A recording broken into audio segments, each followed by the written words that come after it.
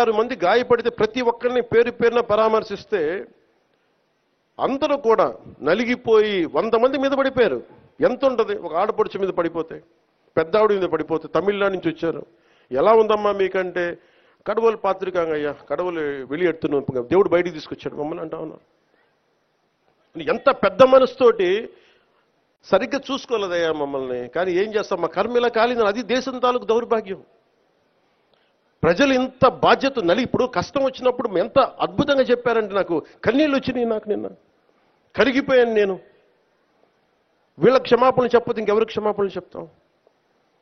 AEO కానీ, AEO Venkaiah Chowdary గారు కానీ, ఈఓ శ్యామలరావు గారు కానీ, చైర్మన్ బిఆర్ నాయుడు గారు కానీ, టీటీడీ బోర్డు సభ్యులు, పాలక మండలి సభ్యులందరూ కానీ, మీరందరూ వచ్చి ఒక్కొక్క వ్యక్తి గురించి కథ వింటే అప్పుడు మీకు బాధ అర్థమవుతుంది.